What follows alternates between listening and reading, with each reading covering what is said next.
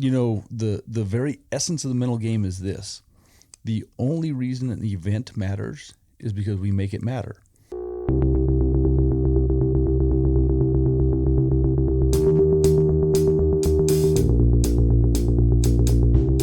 Welcome to the Mullins Farrier Podcast, where I will sit down and converse with the superstars, the overachievers, the masters of our craft. Each episode will be a deep dive into their personal philosophies, their habits, the tools they use, and the secrets to not only their success, but overcoming failure as well. First, find somebody you can mimic, then find somebody you can stand, and then try to focus on one style until you master that style. So if you say I can't do something, well, you're absolutely right. But if you say you're going to, you're absolutely right with that too. People say that you shouldn't define yourself by your work. That is not true. You know what Dave Farley does when he's, lucky enough to be at the World Equestrian Games? I'm watching other people work. Yeah. I don't think we do that enough. This podcast is for all of you out there who share my passion for the job and the desire to always improve. These interviews will put you in touch with the inner workings of the role models we all want to emulate. So let's get to it.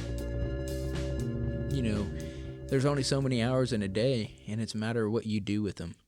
Welcome, everyone. As this is being released, we are just past the middle of July.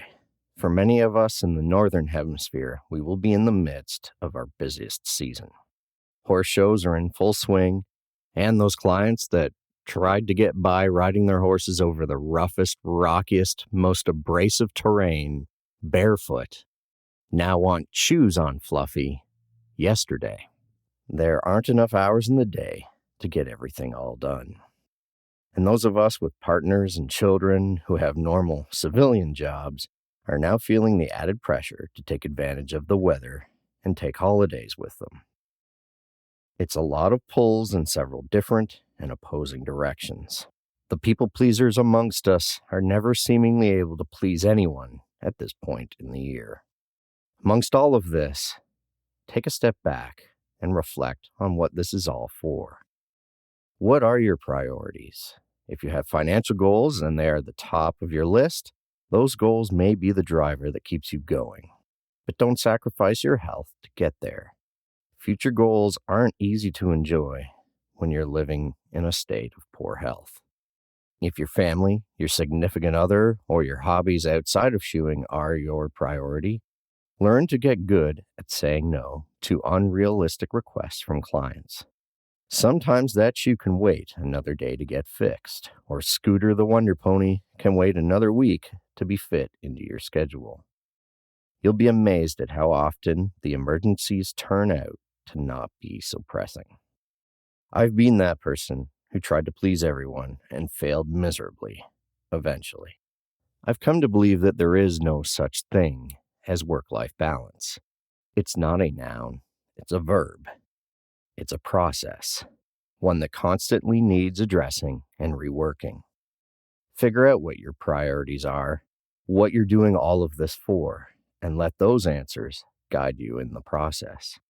I believe we all need reasons to push us forward, and without them, it's easy to become lost, adrift in a sea of never-ending lists of horses to do, and barely able to keep our heads above the water.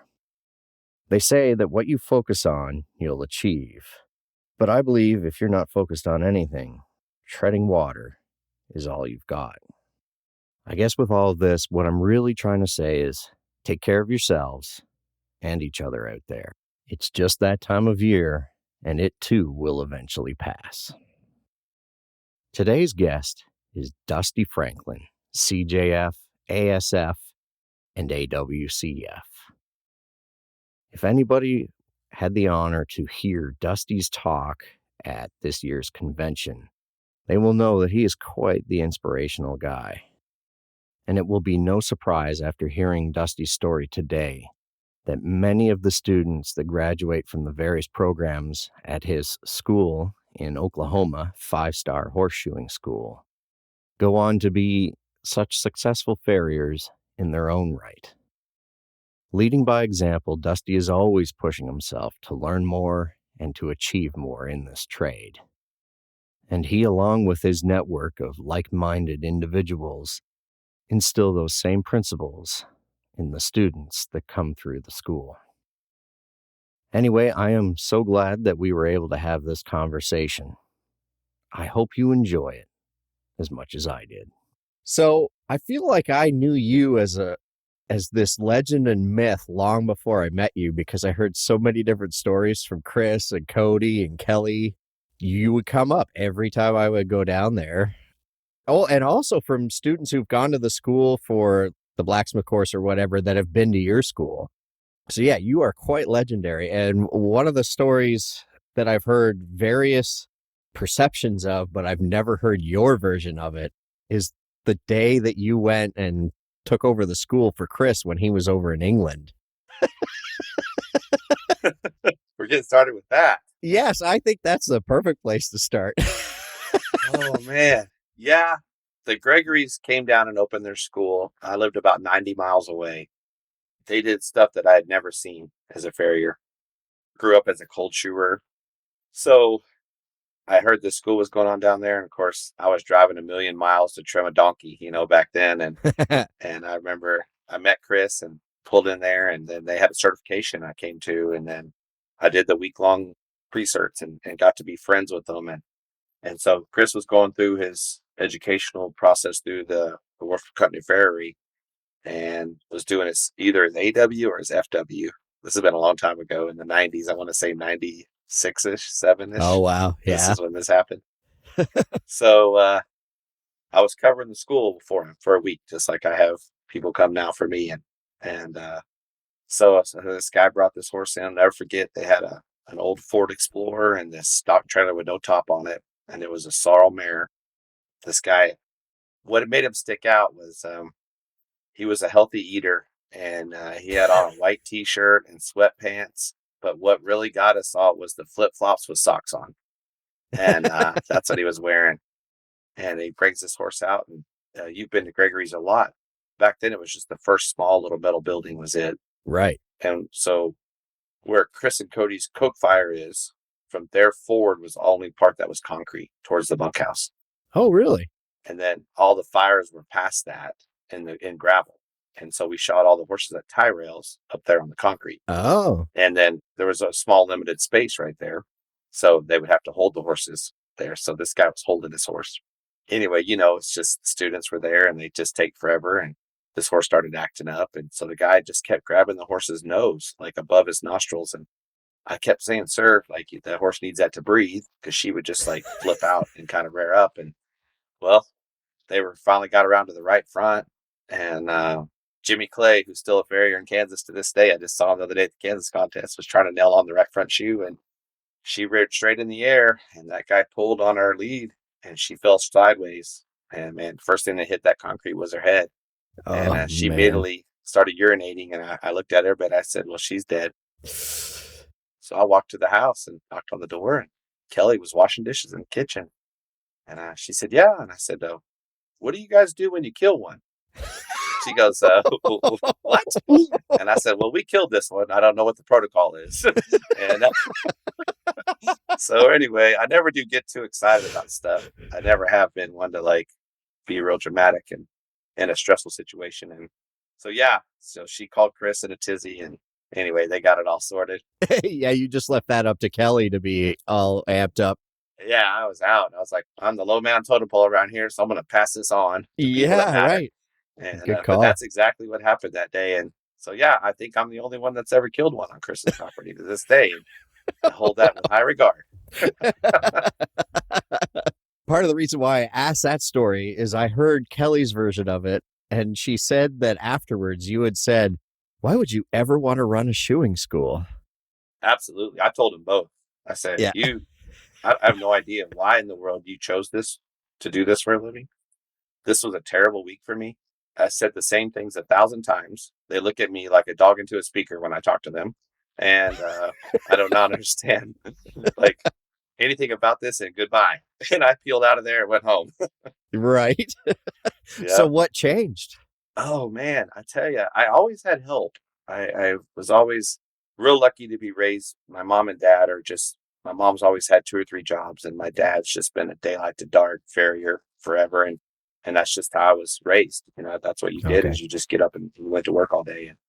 And so I remember being a young man, and to shoe 12 to 15 full shoes a day by myself was nothing. Oh, wow. So I remember thinking, well, some young guys would be like, hey, can I ride with you? Sure. And I just had help, and I just went around, started doing clinics. I noticed this one guy was always at my clinics for like 2 years. This guy was just always in this old beat up truck and shirt with holes in it and a straw hat that I sure hope he wasn't in it when that happened to it. You know what I mean? He looked pretty rough. And finally I went out to do a clinic in Lakewood, Colorado, at the Colorado School of Trades. They had a farrier program there. And I did a clinic there, and this guy happened to be from there.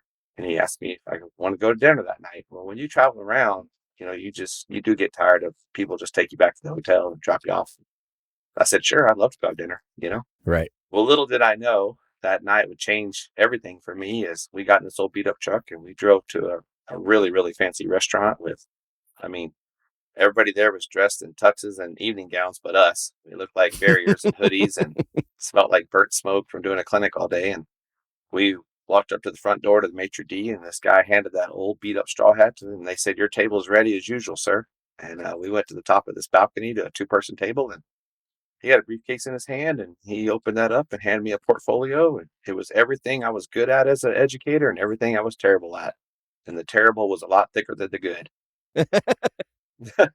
He had gone to a farrier school and was frustrated about it, and had gone to other farrier schools and was frustrated about it, and wanted to start a really good one.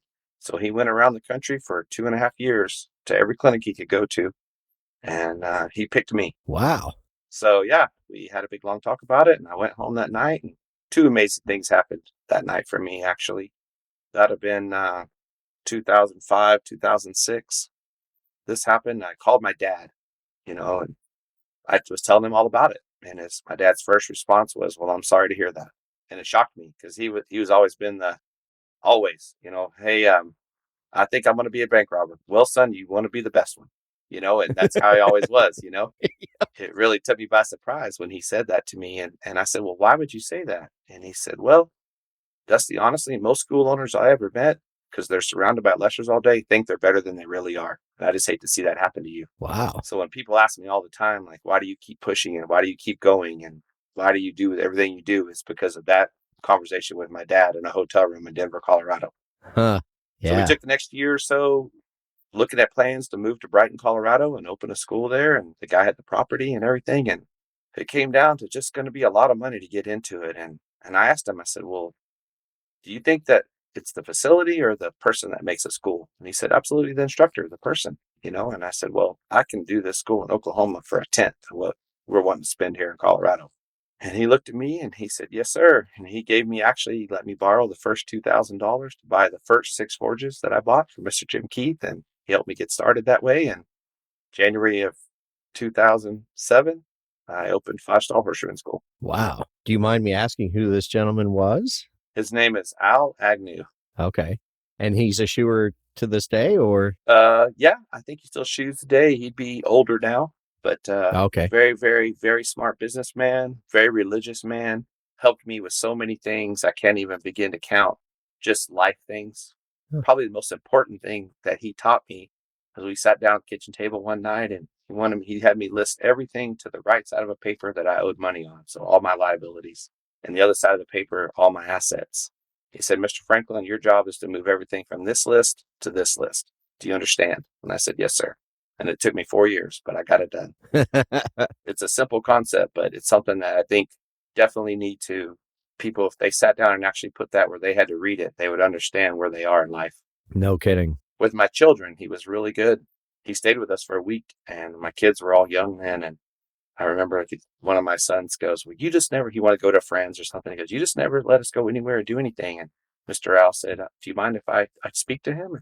I said, no, go ahead. And he had that young man write down everything he owned, just like he had me do, down to count out his pencils, crayons, books, socks, shirts, everything. It was like 6 pieces of paper finally when they got it all done. And he said, so you're telling me that this whole list of stuff that your parents have provided for you, and you never get to do anything, or you don't have anything? It was a real Huh. important lesson for me as a father. No kidding. Just a neat guy like that. Just a lot of stuff like that taught me a lot about money. I've never gone through a drive-through since I met him. I walk in my bank every Friday. I'm home, and I talk to everyone in the bank. And so, 21 years now, I've gone in that bank, and they all know me. They've seen my family raised, and I'm not a portfolio. I'm a human. Right. So, Yeah. and it's really made a big difference when I bought a truck on a Saturday and left out of town for 10 days. And the loan officer sends me a text, and she's like, Dusty, how life works is that you give us money, and then of course then you spend the money. We don't spend the money and you not give us money. And I was like, yes, I'll be back in town, I promise. She's like, please come see me Monday. Yes, ma'am. So, but yeah, so that's how the school became, all because of him. And of course the Gregorys again, I probably owe them more than anything, as far as I don't know how many times I've called Chris over the years, and Chris and Cody now, and was like, okay, what do you do when this happens? And they laugh. Like, I remember my first class of like all girls and 2 guys. They got a big kick out of that one. And like, how do you do this? So, but no, it's really been. And Chris told me, I remember when I called him and I told Chris about all this, and he said, Dusty, he said, in 2 years, you're going to think this is the worst decision you ever made. And in 5 years, you're going to realize it was the best. And he was absolutely correct. Huh. Absolutely Yeah. correct. On the dot. And what got you over that hump? Just kind of knowing that? Thinking that I knew how to teach and be an educator, and realizing that I pretty much tell every past student, if I ever win the lottery, I'm just going to send everyone their money back.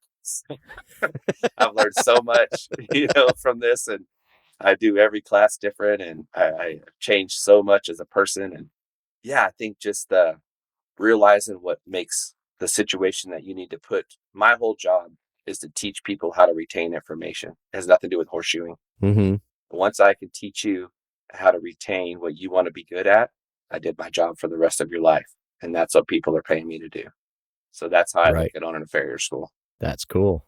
Because I know, even as somebody who's had apprentices who've gone through schools, and I knew I was very much the same way. I didn't retain a lot, kept having to be told the same thing over and over again. You don't think that's just a built-in thing? You think that can be learned? Is that kind of what you've taught? Absolutely. I put people, but I'm super blessed where in my situation, I guess it is 5-star horseshoeing school, but it honestly is just a home for anybody, and I mean anybody that wants to be a better farrier. It's Right. never just me. I think there's 7 journeymen that have businesses out of the school, but nobody works for me ever. It's just, I'm the only instructor. And there's 7 other CJFs here that work and have their own businesses. And so I have a plethora of educated, like-minded, wonderful people that are all different personalities and shoot different types of horses. Mm-hmm. Right. And so what I can do with people that come to school is I have a man, Matt Kaknavage, that came to my school 13 years ago now. And Matt, we always give Matt a hard time. He's one of the kindest humans in the world, but we tease him all the time about Matt has one feeling, and it's his. And so when I get young men today that are cocky and think they got stuff sorted, I send them with old Matt for a week, and they hug me when they get home, and they're glad to see me. And luckily, the year after Matt, a great man by the name of Mike Nail came to school. Mike is one of the most intelligent humans I've ever met. He has this ability to just make you want to try something over and over and over again, no matter how many times you fail. That's his gift. So if I have someone that's meek or mild or kind of soft-spoken, boy, Mike can just grab them up and go with them, And then my dad, gosh, it's just great having my dad there. This is his 54th year to be a farrier, still shoots full-time. Wow. He knows just what to do in horseshoeing. It's so amazing to watch him work. We tease him about his terrible frog work, and it doesn't do much with the sole work, but you know what? His horse's feet, they just look great, and his shoes never come off. And, we do all this work, and, he just smiles at us all day, and all the kids love going with him. It doesn't matter what age. They all love going with my dad. Every day's a holiday with him. He's smile on his face. It could be 100 degrees. And he's a guy that through being through Vietnam and raised the way he was raised, man, you could tell he's just grateful every day to get to do what he loves to do. Right. The super, super guy to look up to in that aspect. No kidding. Tom Trozen's here, been all through the racetrack, the long-footed. Again, one of the most intelligent humans I've ever met. When I have anything that's real importance, anything at all, I have Tom meet. Our always code is to meet at this restaurant called Trappers. And I say, we need to have a Trappers afternoon. And he goes, is this a notebook afternoon or a friendship afternoon? Notebook. Okay, I'll be ready. So, he's, there's been, and Justin Bedecamp's another guy that came in here 4 or 5 years ago from back east, and a great story. And he showed up, went through all of his certifications. Now he's an approved tester. He's taking his AW in October. Oh, amazing. Yeah. And then Garrett Stark and Caleb Owens, Garrett started coming around when he was 14. He's 20.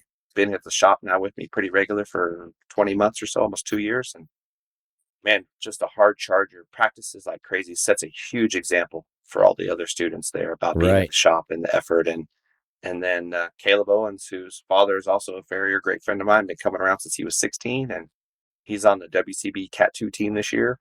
And another guy just works like crazy, and those students see how young he's just 21, their age and where they are and what they do. And on top of all those guys that are here constantly, there's always somebody coming in for a week or 3 days, or all the time there's an extra somebody coming to go with us. And I love it. I invite everyone because every farrier has a story. And so if they come to the shop and at night they stay at the bunkhouse or they're out practicing or whatever, they tell everyone the mistakes they made, the things they did good and the things they did bad. And so if they can build a few bridges for those students where they wouldn't have to swim a river, then that's another part of education that they get coming here. No kidding. Yeah. It's incredible. I've seen your network congregate whenever there's a certification. Like I've seen a few of them at Heartland. When your crew comes, there is a bond there when they come in. It's kind of cool. Your place is another one of those. It's like a magnet and draws people in. So with all of those inspirational characters, do you think it's the teaching by example? Is that really what is driving that for the students? Teaching by example. I think that it's just the students have an opportunity to relate to someone because there's so many different people. Right. Okay. Yeah. And I think that's the key. And then I don't ever promote. I'm a terrible salesman. I know you see me all over the deal, and I know you've never seen me wear anything that says 5-star. Yeah. Right. I'm not a promoter whatsoever. I'm just a horseshoer. That's all I'll ever be. But I do constantly just want the students to learn when they come to school to know that they're going to not be good at this for years. I mean, this is a lifelong journey as a farrier. Mm-hmm. And so you're not going to get out of a 24-week school or a 6-week school or a 2-week school and have a single clue about what to do as a farrier. I really push these. I try to teach them to be apprentices and then get them jobs with great farriers so that they can go forward and have a 5-year and a 10-year plan of competing certification. And that's why the people that get to come here and stay a part of the group are always working towards something. Mm-hmm. And if they see someone like me 30 years in, or my dad working to be an approved tester still at 74, and Mike and Justin doing their AW, and if that's all they ever know from the beginning, then hopefully they'll take the same path. Yeah, for sure. And if they take the same path, then what benefits is the horse, and that's my whole goal. Mm-hmm. Yeah. In the end, that's what it comes down to, isn't it? Yes, sir. One of the other stories that I had heard is when you first started coming to the school, and I think this was from Kelly, and she had said that I think you asked what they were doing in the forge, and they said forge welding. And you said, well, why on earth would you need to do that? I know it. I think you had said, like, that's not something I would ever do. Yeah. So what led to that? I'm really selfishly taking this opportunity to find out your side of all of these stories and what caused the change. So that's so true. I remember I got to buy my very first truck in 1993 or 4. I bought this little Ford Ranger for like $10,000, and I was renting this little 8x30 trailer, and man, I was living it. I was living the high life. I had these concrete, those concrete cinder blocks you use to build stuff with. That's Yeah. build walls with. Those are my shoe racks. So I had a double aught one, an aught one, and a one size one, and that's what I had my shoes on the back of my truck, and I had this 5-gallon bucket with tools in it, and then an old anvil, and I even got a topper. So I was professional, and Mm-hmm. I remember this guy comes down there and opens up this school, and I thought, well, I'm going to go in there and see what this guy knows anything. Believe it or not, back then there was no shop, so it was just the old barn, the old bunkhouse. Right. So they had Yeah. put for beds upstairs, and the bottom of that was all dirt. That old barn still. And so I forget, he had 3 students in there, and I'm pretty sure Brian Barrett was one of them, one of his first classes. Really? Yeah. So they're in there, and I remember they were taking it and taking bar stock and turning it, welding it. I met Chris, and he took me in there and showed me it. I remember just plain as day looking at him like, man, why would you teach this right here? Because I said, you could buy anything you want at the Fair Supply. Like, look at the time you're taking up. How you guys make money? I was like, I'm not interested in this. Take it easy. I jumped my old truck and peeled out of there, and off I went, Really? Okay. Yep, true story. And so then back in the day before, because you got to think this is way back before cell phones or social media or Facebook Right. or anything, right? So what you did is you had cards made, and you'd put cards up at the feed store or any type of, place, a Tractor Supply, or, I forget what they were back then, and that's where you get your business. And so this guy calls me up one night. His name was Charlie Comstock. He lives in Nevada, Missouri. And he said, this is Charlie Comstock, and I saw your number down there at the feed store in Fort Scott. And he said, I do a forging class on Monday nights at Fort Scott Community College. Didn't know if you'd be interested. I was like, oh, I don't think so, but I appreciate your call. And then because I was thinking, man, 1993, I didn't have 2 nickels to rub together. I was eating 1 meal a day. I'm glad to get it. And Right. so I remember calling my mom and dad, and I was telling my dad about it. And he goes, man, I think you should do that. And he goes, I tell you what, I'll send you the $90. And I was like, really? He said, yes, sir. I said, all right, well. So I called that guy back. I said, yeah, my dad's going to pay for that, so I'll take your course. And I showed up there on a Monday night, the 1st of January in 1994. I built a ring and welded it. Now, to me, that was an egg bar. I made an egg bar, but it's really just a ring. And, well, I had been real lucky to grow up in a family where we showed horses. My parents spent every dime they had from my sister and I to go down the road showing horses, and I'd been real blessed to win and do well. So I knew a million show horse people. And this guy shot a lot of really nice show horses around Missouri and Kansas. And so we knew a lot of the same people. So in 1994, I was 21, and he hired me. He said, would you like to go to work for me? And then back then I was working at a TV antenna place. I don't know, all you young people that are on this podcast, they used to have antennas to get service and TV and things. Right. And then on the weekends, I was working at a place called Superior Manufacturing, and I was working in a sandblast room 10 hours a day. So 20 hours a weekend, sandblasting aluminum off cores that made rims for cars. Oh, okay. So and then I would just shoot horses at night, No way. So when that guy offered me a job, I was thinking, heck yeah, I don't have to work down there in that place. I could just work on the weekends on that one deal. Don't have to do the antenna deal anymore. So I started working for Charlie Comstock. Well, he was a certified journeyman farrier for the AFA, which I didn't know anything about. So we started working on my certification, my shoe board. I went to work for him, and Chris happened to have, I think it was his very first certification in October of 94. I'll never forget. I loaded up. I had a 2-horse trailer and a truck, and I loaded up this 2-year-old stud that Charlie owned, and I hauled him down there to the certification, and he'd never been shod before, and I tied him up to the back of the trailer, and I'm going to have my certified go. And of course, Charlie Comstock, boy, he shot a lot of pleasure horses, show horses, and they didn't sweat just a touch of blood. You really didn't tremble. That's kind of how I grew up, shoeing the show horse deal and the jack 'em up, stack 'em up era. Right. So anyway, I sure enough, bled this old horse in the soul. And I remember the examiner came over to me, and I was like, dang it. I heard if you bleed one, you're done. He goes, well, let me show you something. He threw my tongs in the forge, and there was a pile of sole on the ground because I'd been carving for a while. And he threw a piece of that sole right up where it was bleeding and held those hot tongs over it and just welded that sole right back over that and quit bleeding. He goes, now you finish up here, son. And I finished shoeing my horse that day, and I passed my AFA certification. Wow. Yep.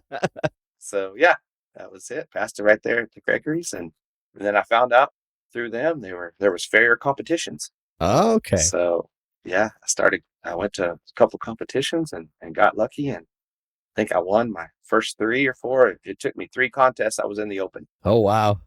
I came back to Gregory's the following October and did the week-long clinic with Chris. And I have a lot of great memories of that week. And one of them is I think I did a go on Monday or Tuesday. Chris was like, wow, like beautiful, beautiful. Like you're ready. And then Wednesday, he was like, you should sell everything you own in Craig, like buy a trash truck or something. It was just so, back and forth, Yep. And I Yep. remember him telling me on Friday, I think I had a terrible go Friday at the pre-cert. And he goes, well, you timed it beautiful because tomorrow will be your day. Right. And sure enough, came in there and did the certification at Gregory's and 95 now. And passed all my journeyman first try. Oh, good for you. Yep. That was it. Started competing And then you were hooked. quite a bit with them. And he started having Bob Marshall every year. And Bob Marshall was the guy that really, I would say today, all the basics, everything coming through. And that I became a tester. I think, 95. By 97, I was an approved tester. 2002 or 3, I became an examiner. Wow. And I think that staying in certification really, really pushed me to keep a standard more than anything. Because how could you score people when you can't do it? Yeah. I think that was important. I never planned anything. I've always been one of those people that I was just always really glad that the good Lord took care of kids and idiots. I figured I'd be fine. My mom used to tell everyone when I was a kid, he could fall in a pile of, come out smelling like a rose every time. Right. Yeah, that's how all the Gregory story. That's a good one too. That's a true story as they come. And then, so then there was another time we were there for a certification, and I went out to my truck and I heard this like beep, beep, beep. And I'm thinking, man, what is that? Well, I look over and the bunkhouse has fire coming out of the windows, smoke coming out of the windows. So Chris was in his office over there, where his classroom is, and he had some people in there, and I didn't want to barge in, so I knocked on the door. He said, yeah, and I just opened a little bit. And I said, hey, Chris, your bunkhouse is on fire. He's like, what? I said, yeah, your smoke coming out of the windows and our smoke alarm's going off. So they all run out there, So anyway, one of his students, there was a couch, the AC had shorted out, and one of the couches on fire inside there. And the student went in there, grabbed the couch, and carried it out the back door and saved the whole deal, Oh, wow. Chris looks at me and he goes, why'd you not yell at us or anything? And I was like, well, what's my yelling going to do about your bunkhouse burning down? Nothing. So, yeah. So You've always just been that calm under duress? yeah, I guess. Yeah, I've just never have. I guess growing up as a competitor, my parents I was really big into 4-H. So I had my first show pig when I was 8, and I got a horse. I sold that pig and bought a show horse. And then I started showing horses then. And I made it all the way to state in the state of Colorado, the state 4-H horse show my first year. And I don't know, I won showmanship with my pig the very first year. And my first world championship with horses was showmanship and then horsemanship. And seemed like I was always able to be my best when it counted the most. Huh. And I think it just, looking back now, being older, I tell people all the time, and it is a lot of truth, when you're not very smart, you don't really have smart people problems. So you don't really think about all the scenarios that could go wrong. Right? When you're just kind of a person that can just focus on one thing and block everything else out, I think that's a huge advantage for a competitor. No kidding. Yeah. And I always competed against me. I've never competed against anyone else. Because I figured if you did your best work on the day, no matter where the placings ended up, you won. Because you did everything you practiced to do. Mm-hmm. I think competing at a young age all the way up really helped me with that. Yeah. Yeah, it's amazing how transferable all of those attitudes are to, it doesn't matter what arena you're competing in, they do transfer over. And probably doing your certifications as well, right? You were just focused on that thing. And yeah, it's funny how life gets you sometimes. I cruised through all the AFA stuff, and I came back years later and I did my ASF down there with Chris, and I was real proud to pass under the group of farriers that were there. And I thought, oh man. And so they talked me into doing the AW. Oh boy, that was a dang life altering. To this day, I tell everyone, if you ask me now, I've been shoeing horses for 5 years. Be 5 years in October. I sure nailed out a lot of iron before that. That's what the AW did for me as a farrier. Man, yeah, I went over there to Kentucky Horseshoeing School to take that the first time, and I don't think anyone in the 600-year history of the Norfolk Continental Farriers failed worse than I did. I think I hold that word as well. It was pretty terrible. It's a 12-hour drive from Kentucky Horseshoeing School to mine, and I didn't even turn the radio on coming back. It was pretty terrible. Yeah. I was just figuring out my next plan of life, trash truck guy, or I practiced looking in the mirror saying, would you like fries with that? Like, I didn't know what I was going to do. When I got home, sold everything.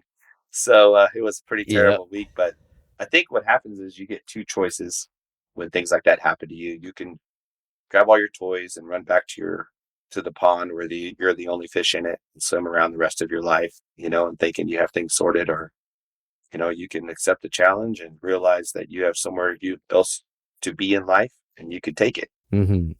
I've got a great group of people around me, supportive people, thank goodness, and they took all the extension cords out of the shop for me and everything, so I could get through that first couple months of not ending everything. And yeah, went back to it. And I remember I went to England and tried again and failed the theory again, but I did better. I got a really neat email, and he's retired now, so I don't think I can get him in trouble. But Captain Goodall was his registrar. When I got the email from 6 months after the first time I took it, and it said, Mr. Franklin, we inform you that you only passed 2 out of 5 questions. So therefore, you didn't pass to be an AWCF. And I was pretty bummed, but I did actually know some of the words that were on the test this time, which was huge improvement from the time before. Right. I got an email 2 days later from Captain Goodall himself, and it said, Dusty, this is Captain Goodall. I just want you to know how happy we are as a group here to see the marked improvement from the time before, and how happy we are that you're taking the time of this time in your career to achieve this accolade. Huh. And I just wanted to say thank you. Wow. Because I was like, do I really need to do this? By then I'd already spent about $18,000, Yeah. and hadn't passed. And that email really, really made me like, wow, like, okay, like I can do this. And I really buckled down and worked really hard. And I remember when I got back to the Kentucky school, and 1 year later in 2017, I was, back up a little bit. So then Chris is one of the smartest humans in the world. And I'm kind of a slow talking guy and a slow thinker. And so Chris is the opposite of me. And so I would go to him and have him give me a test, and then I would do the test, and then he would do the orals with me. Because as you well know, being around him, Chris could sell a guy drowned in a glass of water. Like, he just knows how to get you, and he can make you think you're either amazing or you don't know anything. He just waits for the opportunity, right? And he smiles at you the whole time. It's great. Mm-hmm. It's a great gift. So the last time before I went over in 2017, it was like, I think I'd gone to do their cert the 1st of October, and the test was the 3rd weekend. And I said, well, I was there for the cert. I was like, hey, I want to write me an exam. And he was actually an examiner then from the WCF, and you redline it for me, and I want to do the orals. So anyway, it was the first time ever in the orals. He couldn't drag me down the rabbit hole. Oh yeah. And I was so excited. It was amazing. And he looked at me and he goes, you're ready. You're ready. I kept at it, and I got back over to Kentucky in 2017, and I was real blessed to have the 3 same examiners again. I went through it like always. And I remember the first time I went to take the test, the secondary examiner inside, he said, just real quick, candidate, whatever I was, 9 or whatever. And he said, just tell me the cellular difference between the hoof wall, the sole, and the frog. And I was like, what? He goes, yeah, why is the hoof ball the hardest? Grows constantly. The sole sheds all the time. And, the frog's the softest, the most moisture, and sheds once or twice a year. I was like, sir, I don't have a clue. He goes, well, how long have you been a farrier? So back then, 24, 25 years. And he goes, you've been shoeing horse all this time. You've touched these 3 things on every foot you've touched in 25 years, and you don't know how they function? No, sir. Yeah. I don't. So that was kind of how that day. Yeah. So it was pretty terrible. You told that story at convention, and it sent chills up my spine. You heard the rest of that story then. Like, it just went downhill from there. And so, if you even possible, it went downhill from there. And so anyway, it was nice to come back a year later, and that same examiner was in there. And he said, well, candidate 9 or 24, whatever. And he said, tell me everything you know about the metacarpophalangeal joint. And I said, well, sir, would you like that from the hair in or articular cartilage out? He said, you choose. And I told him. Yeah. I remember going down to the vet. Same thing. We went through 21 different pictures on the thing, and we got done. And he, I got the letter. I was sitting at lunch with my dad the Tuesday after at our little cafe here in town. And I'm not ashamed to say it one bit, but I got the email on the phone and I had passed. And man, I just broke down crying at the table. Yeah. I never would have thought that someone like me could pass an exam like that. So yeah, it was a great turning point. But I'll tell you another quick story that I didn't tell the convention about that. The very day my dad and I head out west to the lady I've been shoeing for since I moved here in 2000, and has some real nice horses. And so anyway, we're steering our babies, and she goes, I need you to come down here to the barn. I need you to look at something for me. So my dad's finishing up one, and I walk down the barn with her. And we go into the sheep pen. And I was like, yeah. She goes, look at the back left leg on this sheep. It's got a bow leg. I was wondering if you could put some Equilocks or something on there and fix that for me. And I looked at her, I was like, woman, I'm an AWCF. I'm not working on your dang sheep. And I was just thinking, really, Jesus? You could give me 12 hours? Like, no, not even 12 hours of like, oh yeah, I accomplished something, This is how you bring it right back. I see how it works.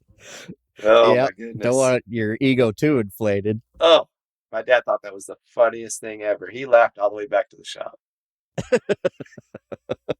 But that deal has changed everything for me as a farrier. It has really, my clinics are so different now, and I feel blessed. I've been doing clinics for 20 years now or more, and I think 1998 was my very first clinic I ever. So not even, I guess, 20, but 1998 was the first clinic I ever did in Illinois, and I used to be all forging and everything, and now I'm doing a lot of clinics on anatomy for a while now, and now I'm doing clinics on, like I did a convention, using anatomy for people to understand more about horseshoeing. Mm-hmm. And that's kind of where I'm at in my path right now. Yeah, it was a super inspirational talk, and I was glad that we didn't have the opportunity to do the interview beforehand, because after hearing that talk, I was like, there are so many things that came out of that for me that I wanted to kind of ask you about. And I've talked to Daniel Bennett about the AW process, and he said, a lot of people say that it's like shoeing with the handbrake on until you start to go through that process. That kind of rang true as I heard your description of the very same thing. One of the things I wanted to ask, and you had kind of described it to me, so I hope I'm not speaking out of school. What was the process that you went through? I guess this was something that Cody had helped you with to get better with the anatomy and that side of the test. So the Gregory's, again, huge influence in my whole career as far as career and friendship. And so I would look for them all the time. And Chris, like I said, is such a genius person and so smart. Cody has this amazing ability. He's just as smart as Chris, but he has this amazing ability to break things down with analogies for someone like me to understand. Yeah, me too. Yeah, for me. He could just make it. And I use so many of them today teaching. That's what Cody was really good and impressive for me, because he's over 20 years younger than me. Yeah. And it's impressive for me how he doesn't change who he is, whether you're a beginning student or you're someone that's been doing it 20 years. He has the same energy for both sides of the fence, which is pretty impressive. Mm-hmm. So yeah, so Chris would just, give me all this information that would be like Chinese. And then Cody had this ability, and Mike Nail too, Wayne Priest, all these people just took all this information I would read and write and draw, and they could decipher it, help me decipher it using different ways of remembering it.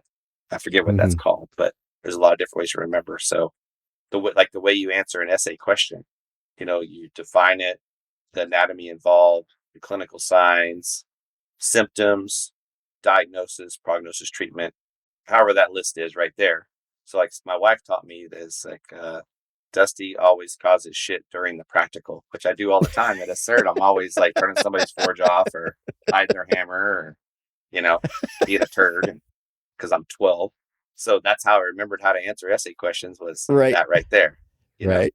Everybody kind of got together to help that. But Cody was one that I remember I failed the written the first time for the ASF.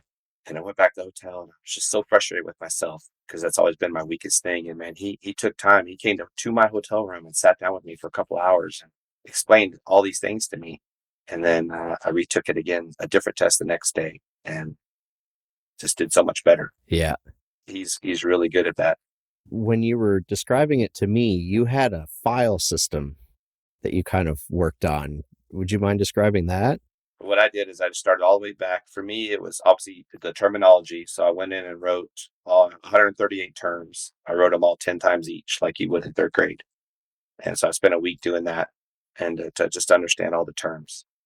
And then I went in and I got folders from Dollar General and I started with bones. I figured bones are the framework.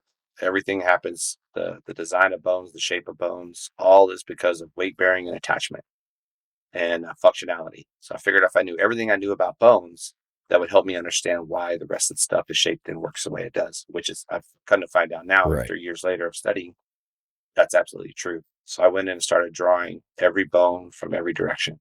And then after that, I just added in ligaments, tendons, muscles. And then I would go back every third week. I would go back and review all for a week. And then I would start on another folder. So vascular, and then got into pathologies and biomechanics, conformation.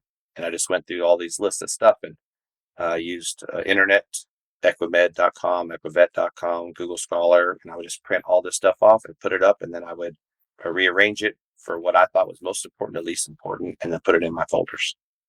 And then I would just reference back, and that's how I did it. Wow.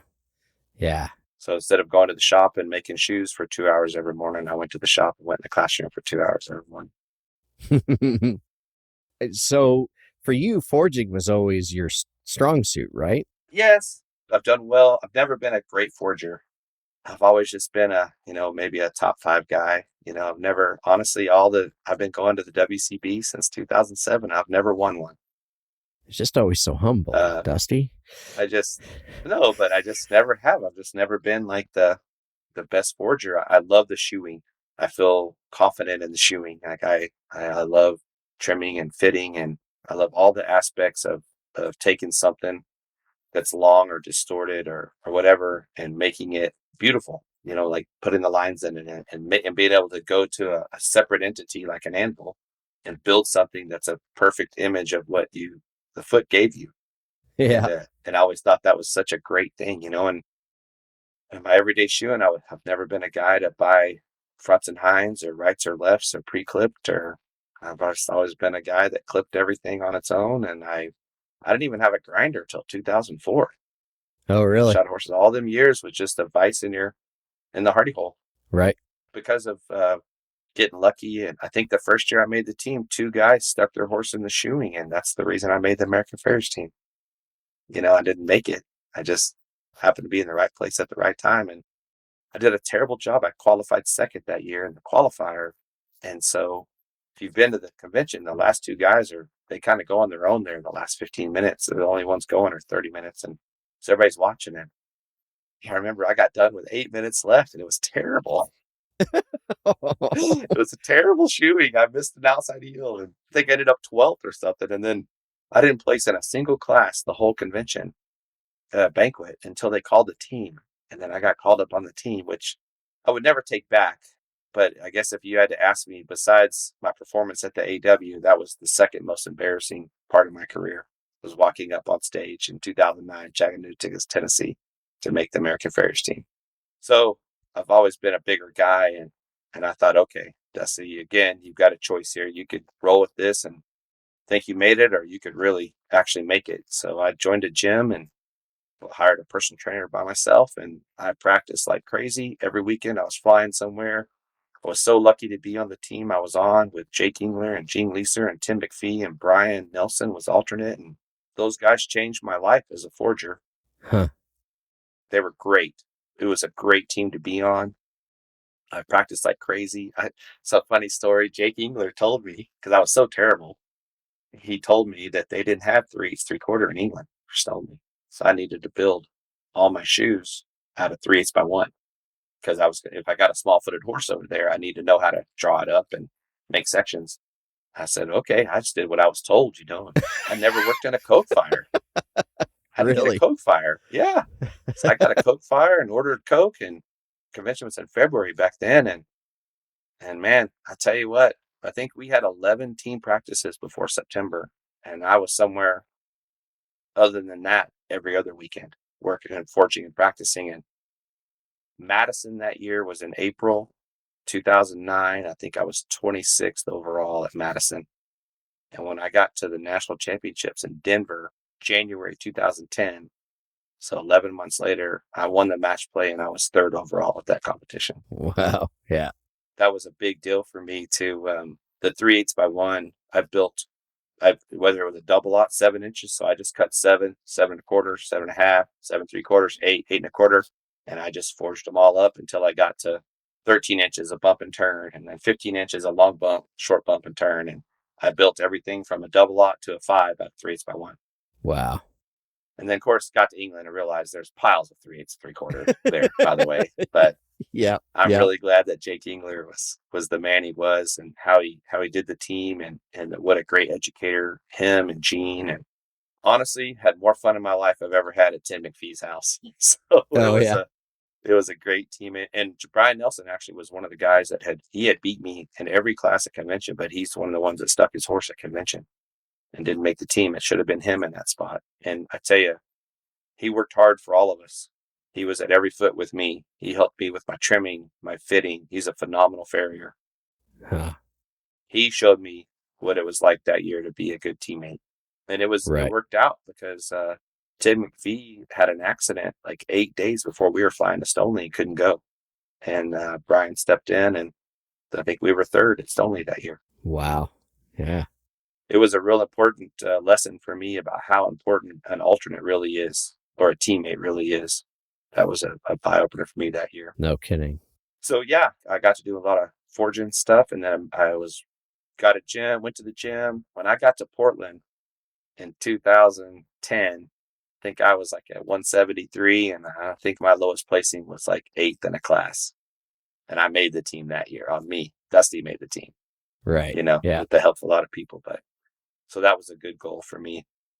And then we competed that year, and then really got to go in hard in the WCBs. And I took on shoeing all the yearlings at this account I have called the Lazy E. And when you shoe these yearlings, they want them shot a certain way. You've got to have an 1/8 inch of shoe around the whole foot. Nails can't be higher than a 1/2 inch, and buffed. And shoeing those 100 yearlings like that, I really did well in all the shoeings. I think 2011, I can't remember how many buckets I won at the WCB live shoeing stuff, but I was right in there and had a real good year, and was really, really blessed enough to make the WCB team for 2012. Cool. That was a great year as well. It was Travis Coons, Chris Madrid, Trey Green, and myself. Man, I tell you, I learned a lot about being an everyday horseshoer from that group and practice. And so, yeah, the forging thing was it for a while. Went on to start to do the AW process, and then it turned into doing a lot of clinics about adding anatomy into that and PowerPoints. And I figured if you always did what you're terrible at, you're going to get better, right? Yeah. If you do what you're horrible at, if you practice what you're bad at, you're just going to be better the next day. So I remember being really scared to speak in front of people. A lot of people don't know, but I was a really bad stutterer as a kid. I mean, I couldn't even get up. And to this day, you'll never hear me stand up and say, I can't just say Dusty Franklin. I have to say my name is, even to this day, because of how I was so stage fright or stuttered so bad as a really young kid. Yeah, so I thought to myself, well, they asked me to speak at convention in 2012. This was my first one in Mobile, and I remember like looking over my shoulder, giving this terrible presentation, like, oh boy, they're all still here. Okay. It was just horrible. I never turned around one time, golly, but I figured, that's the way you start. So I started taking every clinic I could. I'm asked to make sure that there was a place I could do a PowerPoint Okay. and or a lecture. And I just started learning a lot more about lecturing. Right. I started going to Canada a bunch then and getting to work with Gerard Laverty a lot, and just another genius of a human and man and farrier, who was an AW and or is an AW. And I remember he told me, he goes, if you ever get in a bind doing a clinic, he said, just tell your life story. Who knows it better than you? So I'd flown to New Hampshire to do a clinic at a farrier supply, and I get there and they're like, hey, we got you all set up upstairs and ready for your presentation. I'm like, what?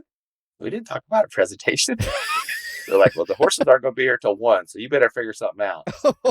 Yeah.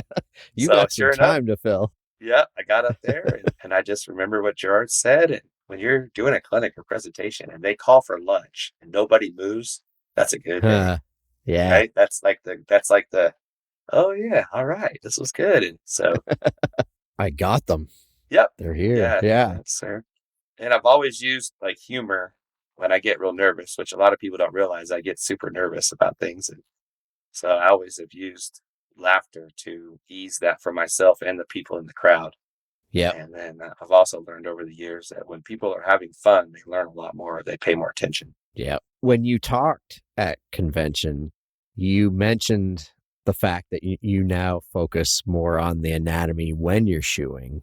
What are some of those key lessons you think you took from that process that you use every day as a shoer that you maybe didn't look at before? Oh man, that's a great question. First and foremost, by far, and I used to say it all the time, it's so embarrassing to look back and think of all the students that came through my place before I started doing anatomy, because I would tell them myself, like, we get paid to shoe horses, not do anatomy. Because I was scared of it and uneducated. And number one thing is, when you really get into anatomy and dissections and functionality of structures, you start to see through a horse and not at him. Mm-hmm. And that changes everything when one walks up. It's funny. I ask farriers all the time now at clinics, like, tell me your system. Like I would ask you back into a barn and they're leading a horse up, putting the cross ties. How many decisions do you think you made from the time you pulled in the driveway till you picked up the first foot for what you're going to do? A lot. Yeah. Hundreds. Yeah. Facility, what the place looks like, the breed of horse, how it looks, what it does for a living, where it's going, where it's been.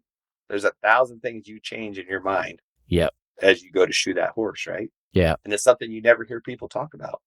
And at a clinic, it's always, oh, I'm so-and-so, and this is how I do it. Right? Right. Or this is so-and-so, and this is what I do. And this works best for my business, or, which is all great. So I think that key thing for me is when I started really getting into that and trying to understand, like, see through one. And then also, too, to piggyback on that, I think for years, you would trim feet and then you would cover what you trimmed instead of complementing what you trimmed with your ability at the anvil to modify a keg shoe or make a right shoe to keep that horse sounder longer through a shoeing. Mm-hmm.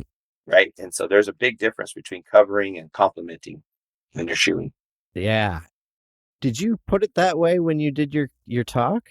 Okay. It's one of those things I didn't retain all of it. But you had a definition for what you wanted your shoeing job to do between when you do it to when you see it again. Absolutely. What was that definition? It was, and this came from a Jim Key clinic over in New Mexico we were all at, and he went around and asked all of us there, and there was great farriers there from all over and what their definition of balance was. And at the end of it, he smiled and in his amazing way that he does stuff, discredited all of us politely and simply said, balance is simply trimming and shoeing a horse where they have to compensate the least for their conformation through a shoeing cycle. That's true balance. Yeah. And you need to know every way there is to balance a horse. Everybody out there that has their definition of balance and foot function, and you have to have all of that information in your head. You have to have every tool in your box so that, because every limb is different, and you apply that to each limb individually. And that's what that test really showed me was there's no such thing as shoeing long axis or short axis or sole plane or frog plane or COR or COA or thumb in front of the pointer frog, however you want it, whatever you think you believe in. You definitely need to broaden your knowledge base, your anatomy, read papers, work with other farriers, everything you can. So to put everything in your mind to apply it when it's needed for every limb that you shoe the rest of your career. Right. And it's so hard to then define that in a specific way, isn't it? Like, because you've had all of that experience, you know what each of those prescriptions are when you talk about long axis, short axis, or sole plane, because you took the time to learn each one of them. But in the end, you shoe it based on those decisions that you made in seeing it walk and in picking up the foot. That's what I always admire about you educators, especially ones like yourself who are so good at it, is just the ability to take something that is such a big, wide scoping thing that requires a lot of wisdom and experience that you can't just get in a brief period of time. It's taken you years and years of actually focusing on those things, right? To be able to then convey that to a student. And I know you have to start somewhere and then build them up to it. But your talk really caused me to look at the horses I was doing differently. Now, when you started to see this, I'm just asking for a friend. When you started to see all of those things, did you find your shoeing slowed down? Again, back to the kids and idiots thing. My path, I was really lucky because I had competed so much and moved metal. And honestly, growing up and shoeing horses since I was 14 or 15 years old, a lot of horses where I was at when I started this educational process was that I've crippled horses almost every way possible in my career. And so I learned a lot of what not to do, taking a bunch of that out of the way. When I started this process, I was able to apply it to different situations a lot quicker than looking for the situation. I was able to remember a situation and then apply it when I saw it again. Right. Okay. Yeah, I think that if I would have started this process where I'm at now 20 years ago, I definitely think it would have just run the train off the tracks. I really do. I really think I would have been shoveling my truck out every day of just going off the deep end, But I think that going through all of already have been doing all the damage I've been doing for 25 years, I kind of got out of, I know this doesn't work. I know this does bad and this does bad, but this right here will keep that from happening again instead of seeing if that would happen again. Right. For sure. If you've ever get to come shoot horses with me, I get it a lot from people as I work at a quick pace every day. I've been hungry for a long time. And so right. And I know that they're live animals, and I'm very, very conscious about where I hold feet, and horses are being nice enough to let us put them in a position they're not used to being put in the beginning of in the whole deal when you look at it like that. And so trying to be quick and efficient and do quality of work is something I talk about all the time. Right. Even on the teams I was on, I was either always first or last. I just remember one year of being able to be lucky enough to be in the middle of the group, where you got all the time and the help. The early teams, I was quick, worked fast every day, so I could still get you an 8 in 6 minutes on a foot every time. So that gave someone else 4 minutes somewhere else, that maybe needed it, and I think that comes from pace. And so to answer your question, I think if I would have started this process a lot earlier, I definitely think it would have made me trim a foot in 12 minutes instead of 6, and probably got a 6 score. Right. I'm really happy that this happened in my life when it did, because I honestly think horseshoers, they get complacent. They get where they're going to the same barns for years and the same people and the same roads and the same place you eat, truck you drive, and horseshoeing can get like a job pretty quick, to a lot of people, and find yourself waking up in the morning going, oh man, I've got 6 foals today, where the very best thing farrier wise to me was to go through the AW process and pass it. knowledge wise for sure, and the people that I got to meet all over about it. But number one is when you go over to England, and I recommend anyone that goes through this process and gets this accolade, or I don't know what you'd call it, certification.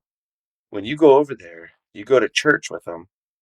The pastor has you stand up in front of everyone and just talks about, more or less in a nutshell, was it's up to you now to keep that standard of an associate of the Worcester Cutting Farrier. Like you're part of a group, an elite group now, and you can't just get this, and go back and get your stall jack and be terrible. Not that people can't do good work with stall jack, but you know what I mean. Just like you can't Yeah. quit. Like they Yes. make it just like the journeyman should be. It's a beginning.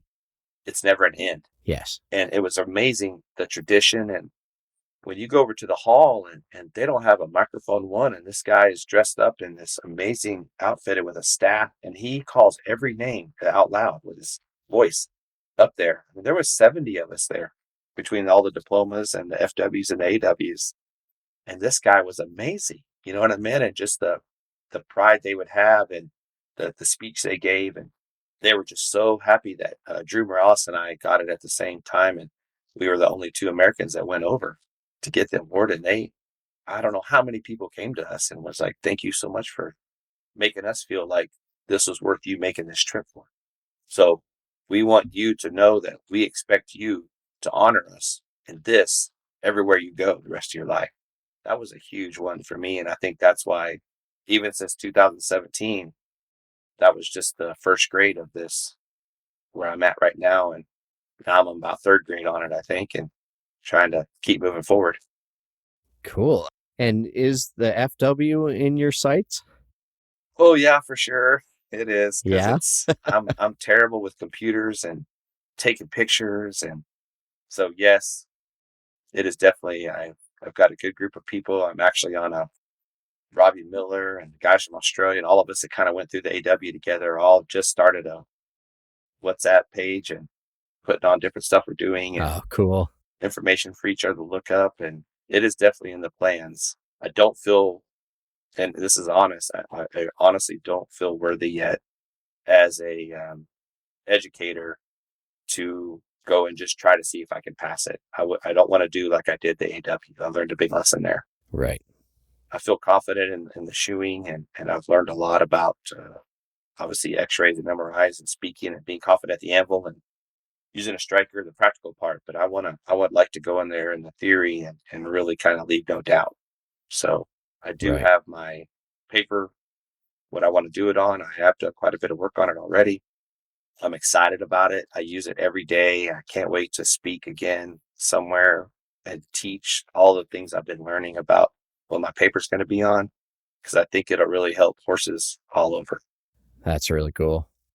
To backtrack a little bit, there were a few things that you had also mentioned in the in your talk that I was like, I almost want to just sit down with you. And then you were, of course, bombarded with people as soon as your talk was over.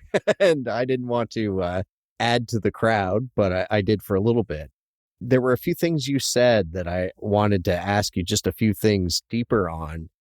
One of them, which I think would be controversial with some folks, what you had said about concave, because you said, Traction. yeah, and traction, because you said you either very rarely put concave on now or never put concave on now. Never. I bought a bunch of concave in 2007, and I still have probably half of that back there behind the shop. That's been 15 years ago. It's not that concave's terrible, and it definitely has its place. You can never take a stand on anything, I've learned over the years. Number one thing is I'm not much of a finesse forger. I'd rather build 18 inches of inch and a quarter by half draft shoes all day. I like to Okay. forge. You know what I mean? And you mess with concave, and you know that you've got to pet it, be nice to it, and Yeah. ask permission of it, all kinds of weird stuff. I just never did get along with it, I guess, But secondly, you think about it traction wise, and it's in everything you do. Anything that moves at all, if you add traction to it, you add more stress to it. I mean, Right. you pick big knobby tires on your truck and you go rock climbing, you're going to tear something up because of traction. There's nothing where a slick tire would slip, right? But Right. knobby tire is going to grab and you're going to break something inside your vehicle. Right. Think about athletes, with the shoes they wear. They got traction on the heel, and think about ankles and knees and everything else that happens. Horses, when you get into watching slow motion video and how horses designed to go into the ground and leave, there's a thing called a slide phase for a reason. Right. And when you take that away from one, something has to give over time. I know people live in a wet climate and it's a tradition a lot of places, but I even have a lot of friends in England now that talk to, and they're really getting away from it on the hind end of horses. They're going to 3/4 forward. And anytime I have an older horse that's been used hard, even in barrel horses and rope horses and things like that that get asked for their life for a short period of time in sand arenas, like I have a lot of plain stamp toe clips on those horses, and they don't have to have near the maintenance they used to have. Two things I think make a difference is a horse having a back toe, and secondly, no traction. Huh. Hinds especially, you're saying? Because that was one of the things that I wanted to ask when you gave your talk. I know around here, a lot of people moved away from doing it, like using concave on the fronts, especially because we have a lot of the synthetic footing in my area, but there were still a lot using it on hinds. So is it just that because even in the hind, you don't get that slide? At all. Okay. Especially on synthetic footing. Man, Yeah. I mean, that's the thing. That synthetic footing was terrible all over. I mean, you got to do a little research on the racehorse industry. They probably Oh, yeah. more. They pulled it all out. It didn't last 4 years, 5 years. If you go to South Africa or Australia, and they took it all back out because the amount of injuries, soft tissue injuries, doubled with it. Yeah. Yeah. Too much traction, no give. And so, I'm not saying concave's terrible. I'm lucky to shoe one of the nicest performance barrel horses going down the road the last 3 years. Goes NFR, and she just won a huge rodeo last weekend, and that horse has got handmade concaves on the back. Oh, okay. Yeah. So it just really depends on what they're doing. And yeah, and that horse knows himself like that. It comes down to, and that woman is a phenomenal horsewoman. Phenomenal. She knows that horse inside now. It's a team effort, between the vets, me, that horse spends, once a month, he's getting a complete workover, and they have base of everything. And if we see some changes in a hock or stifle, that'll be the first thing that goes. Or something like that. And so, yeah, I think that's the part that you just can't do it because that's what everyone does. mm-hmm. Again, every individual situation you need to have the ability to. I've got some barrel horses and plain stamps. I've got some where I just folded the toe. I wouldn't mind putting concave on the front really whatsoever. I think that your width of section and length of section does way more damage in front than it does behind, just because how they come into the ground. So I would say concave in front would never really bother me too much. It's just how you fit from the widest part back really changes how the anatomy is used or abused in the front end. The horses use the back half of front feet way more, and they use the front half of back feet way more. So as long as you do both those justice to the conformation of the horse, I think you're doing the best job you could do by them. Right. To go down that path a little bit, do you find in front feet, if you're fitting them, say, super full, as a lot tend to be in the disciplines that I work on, like the hunter jumper and dressage, a lot of them, and it's expected that they're fit super full. What's your take on that? Like full in width and in length? Yeah. Well, first of all, it's cool because you get to use your grinder a lot and make it look pretty. So there's that. Yep. Yep. And I really can't think of any other reason you would do it. Yeah. Once you really start getting into to me where I'm at now, and I could be different in a year or 5 years, but man, when you start looking at the morphology of the capsule and how it lands, loads, and leaves, the more you stay under the foot, the better you are for the horse. And it does look beautiful when you've got this big shoe and it's all boxed up, and it looks amazing in the cross ties. I'll give you that. And I'm sure they prance around out in the paddock showing their buddies. But when you ask one for its life, and it's jumping whatever they jump, 5-6 foot, and And I think the reasonings behind it is it's something that people can say that, like, well, I got him fit full and wide. And I've had vets here, I tell that story all the time. Like, the vet will come out and give their spring shots and be like, boy, your farrier just doesn't have any shoe out the back. The horse doesn't have any support. Yes. Yeah. And so the people will ask me, and I say, well, I'll meet the vet out there. Let's talk about it. I'm all for learning. So I talked to them a little bit about it, why they think it's important. And I just ask them the famous question, if the horses needed all that out there, if they weren't shod with length and width, I always ask them, will they go lame? And they're like, of course. They had already made their stand, And I said, so every barefoot horse must be crippled. Right? Come on now. I mean, they've been going along a long time. The foot's designed the way it is over hundreds of years for a reason, and the way things function are for a reason. And I've never seen a shoe wear to the outside of a branch from looking at the bottom. They always wear to the inside. So I don't know what all that does out there, to be honest with you. Right. And also, too, the slow motion video thing changed everything. Having that Coach's Eye app and slow motion on your phone, the longer, especially you fit something, the farther the toe is off the ground when the heels hit. And then when that toe slaps down, imagine if you start really looking at every joint in there, and especially the soft tissue around it, what you're doing to it, even down to, I know lamina moves, but I can't imagine it's good for it to move a lot. Yeah. Right?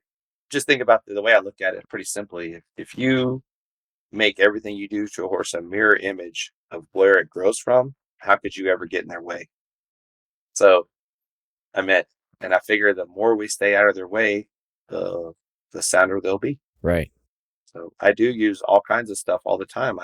I do width of section, and I hardly nail on a flat shoe in the front anymore. It has always some type of roll or rocker or direction or wide width here, narrow there. And everything's under the capsule, never outside of the capsule anymore. Okay. And because of that, do you find you've on average probably gone narrower than you would have in the section or not? No, still, I use tons of the same width. I just put it from the perimeter in instead of the perimeter out. Right. So you could do the same with the onion heel. Like, just imagine how onion heels fit, right? Onion heels aren't hanging out and box off anywhere, right? Mm-hmm. They're perimeter fit, and they fill up, more or less just follow the bars and cover the seat of corns, right? So a flotation shoe. If that was really truly, if a horse needed any, those shoes work great. They keep the back half above the ground. That's their job, right? And so it's like putting a 2-degree wedge on one without compressing everything 24/7. Yeah, that's true. Right. And so even like I use a shoe all the time, a PLR shoe, and I only use the flats because they're 1/2 inch thick on the inside and taper down to an 8. The heels are 7/8 wide, and the front from the fourth nail all the way around is only a 1/4 inch wide, bearing surface on the ground. So your heels stay up, and that horse can fall anywhere it needs to fall, depending on his conformation or what's up. Right. Then again, you're just getting him forward where he could easily do what you're asking him to do without doing the damage that happens. Horses aren't designed to go in circles. You've never been in the wild and flew over a big field, or even in your pasture. If you have horses, there's straight line paths everywhere in a pasture. Yeah. They don't go in circles and go water. And so we're asking them to do things every day they're not designed to do. So let's learn how to stay out of their way so they can last longer. Yes, for sure. I'm glad I asked you that, because there's some of those points there that I was like, okay, if I'm going to go to bat with somebody on this, I need a few more explanations from Dusty on why he said what he said. So I appreciate that. Well, it's like square toes is another big one, and like I said, I shot a horse in the shop. What is today? Wednesday. I shot a horse in the shop. Monday with square toes behind. That's the people were like, listen, this mare, she keeps overreaching. I want to try this. Yes, ma'am. Even though I'm not a fan, but what I do for that, especially, most veterinarians are familiar with natural balance shoes. And again, I use PLR, which is a natural balance shoe, but your traditional natural balance shoe, I just keep a soft tape. I keep a odd or one natural balance in my truck, and I just measure from the center of the toe around to the widest part. They even put a little notch on there for you to know where to put it, right, on those shoes. Right. And then for the foot that I would fit, and then I just fit a shoe like I would every day to the white line, and I measure from the center to the widest part of that shoe. And it'll be anywhere from 1/4 to 3/8 of an inch less material on the one that fits the toe, as opposed to the square-toed one per side. So then I asked the vet, I said, so you want me to add 3/8 and 3/8 is 3/4. You want me to add 3/4 of an inch of metal to the front of this foot for breakover? I'm confused. So yeah, that right away opens their eyes when they think square, because horses don't walk in straight lines. So every time you square a front foot, you're building a corner for that foot to break over. That's why those shoes are always worn off on one corner or the other, never in the middle. That was one of my biggest breakthroughs, was learning how to actually shape a shoe properly instead of just making a blunt toe on everything, and how much feet came around because of it. Oh, for sure. For sure. If you mimic the coffin bone, the hoof capsule will stay right where it's supposed to be Yeah. every time. I'm almost kind of going back to something you'd said about the shoeing with length, especially on fronts. What is your aim? Are you basically from where the origin of the horn is? Is that where you will set that? Or say you have one that has underrun heels that shoot forward, will you put some length out behind that, or will you still just fit right to where that heel ends? What I'll do on those horses, I like those frog support pads. And so even if I do wedge one up, or if a vet wants one wedge, or an owner or whatever, I have no problem wedging them. I'll put a frog support pad and fill it with Equipack or get on pressure material or whatever. Load sharing now, trying to understand about learning more about anatomy and how things function. So many hands make light work, right? And so if I can move things around in different structures, I can. But honestly, I've had the best luck. Most heels are forward because of the distortion in the toe. The wider your toe gets, the more the heels come forward. When I started learning and using about the salable shoe, and I took away the distortion in the front half, then the heels would move back. And so it didn't really had nothing to do with how I fit the back half. It was how I kept the front half from pulling the back half forward. Huh. Okay. Right? So just like those feet we all shoe that are real narrow, straight on the inside, and they just distort laterally every shoeing, right? So I remember I used to fit those shoes full on the inside for some reason, thinking that hoof wall was a magnet to shoes, and it's not, by the way. And so when I started rockering or rolling or salaboling the diagonal under of that contracted heel or underrun heel, whichever you want to call it, so I took away the part of the foot that was pulling that towards the center, then it didn't go towards the center anymore. It stood right back up. Huh. Yeah. So it was interesting. You mentioned Mike Nail. You had talked about the salad bowl shoe, and I actually happened to be standing by Mike Nail, and he described it more. Like, I started questioning him about it more because I had never used one. And I've actually, since then, I used a bunch and did have some pretty incredible results on some of them, including a draft horse that its feet always pancaked out. But I didn't really make that connection between the toe drawing it out and drawing the heels forward. I'm glad I asked that question too. Next time you're at a barn and somebody's asking about that, the best way I've showed customers and veterinarians is I just take a piece of hay twine or rope or whatever, and I just make a horse's foot, and then I just pull the toe quarters out like you would with a square toe, and the ends of that rope go straight up the foot. They go straight forward. Right. And then I push the front toe quarters of that rope in, and the back half just opens straight out. And they're like, whoa, wait, we want that. I was like, I know. That's what I'm trying to tell you. Like, I'm with you. We're all on the same page. Well, I think what happens is a lot of people think that a horse's foot, the biggest thing, and I was the same way forever. I think, like I talked about, I think at the convention, was that the horse sits around in the stall and just grows flair out there. And I don't really think that's an accurate word, but an upright foot and a down foot are usually weighed the same. Cornering advantage is farther from the ground on one than the other. Mm-hmm. And so, and the mass of a foot doesn't change, just the shape. And so you have to be educated enough to trim and then complement your trim with a shoe to undistort that capsule back to as close to center of the limb as possible, right? Right. And that's our job every day. You don't make something stronger by rasping it away. Yep. Right. And so like quarters are something that people, you see tons of, luckily we have the social media now. You see all these pictures on Facebook, and I always challenge everyone I talk to, and my son Cody's a perfect example. Like you don't ever see finished shoeing jumps on his Facebook page, not one. He sends every picture on Facebook is unclenched. so you could actually see the true fit. We can all fit on the hoof stand, Yeah. Right. right? Everybody can fit on the hoof stand. All you need is a rasp. Mm-hmm. Yep. When you actually trim and fit what you have been given, that's what makes feet strong, right? You don't rasp them into being strong. That was another thing that I really noticed is fitting quarters changed my world.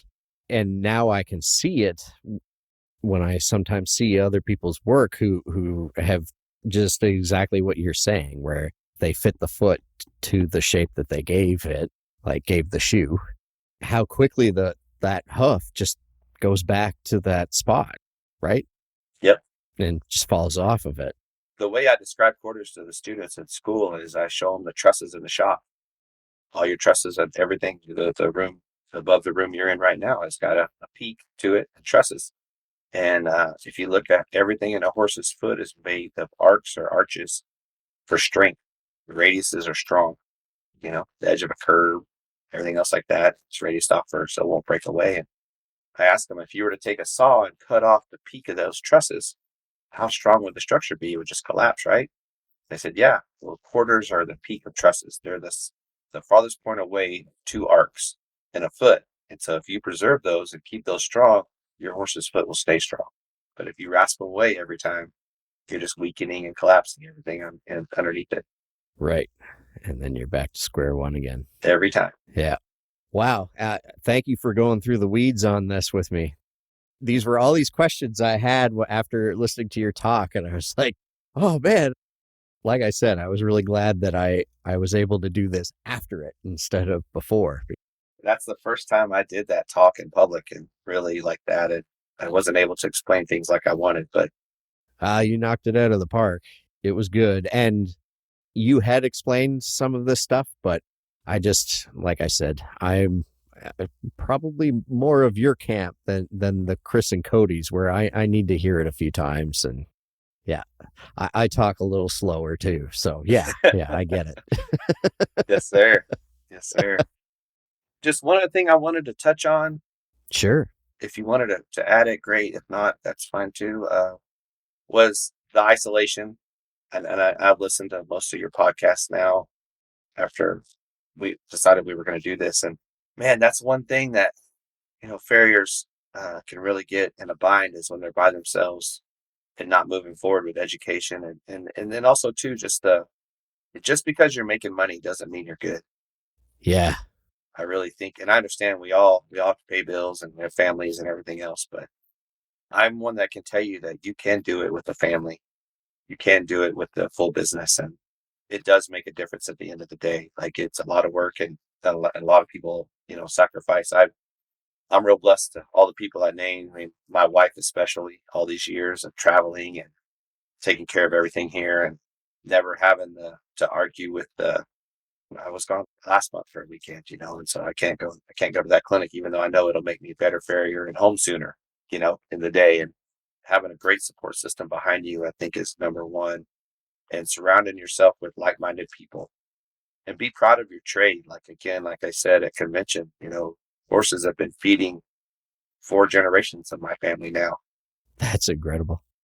And so don't look at it as a job. Be thankful that there's a live animal out there that has allowed you the opportunity to buy that truck you're driving and put a roof and take your kids on vacations and everything else. And I think I told you this story about Mr. Key at that same clinic that he did the deal to. He was telling me all that horse's anatomy in Latin, sitting there in his 70s. And I asked him, I said, well, Mr. Keith, like, why do you think it's important to still know that? He looked right at me, kind of threw me, and into my soul.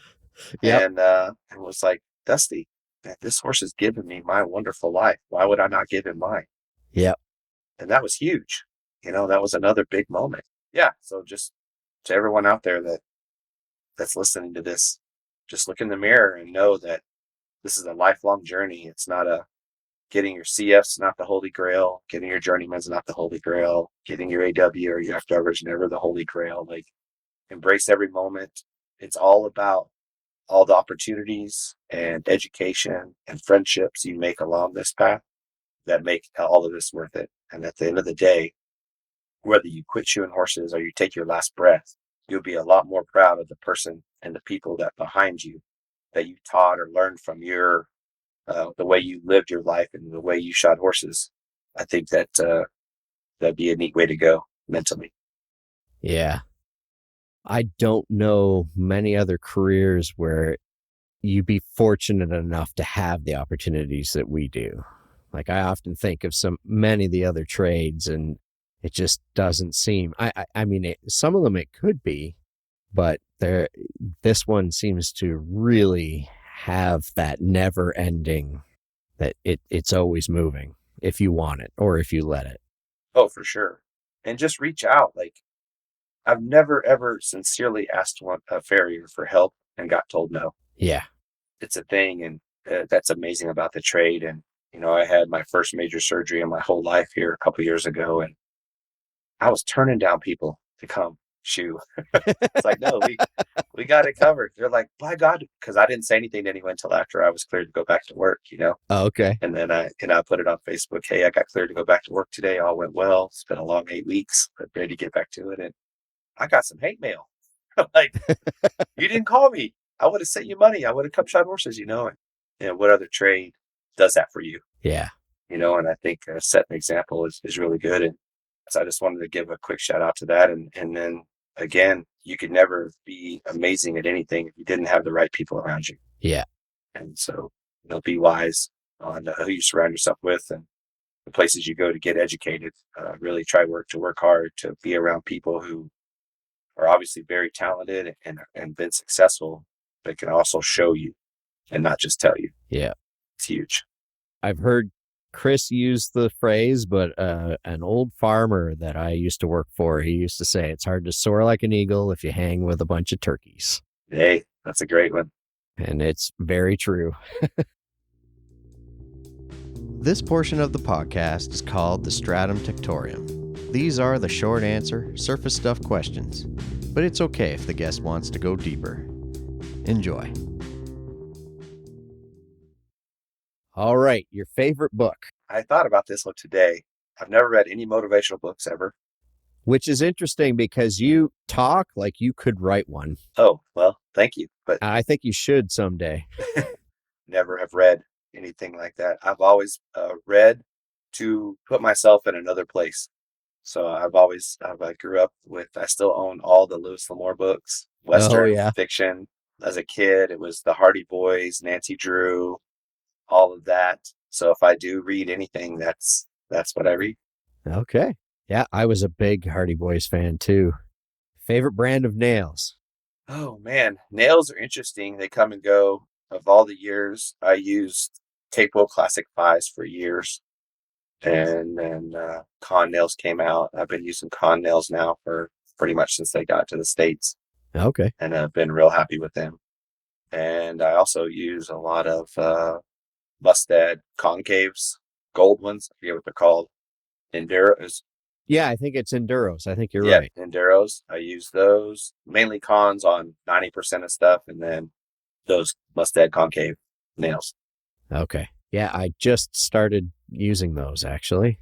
One thing that I've really been sort of paying attention to is nails protruding, especially in the surfaces that we were talking about earlier.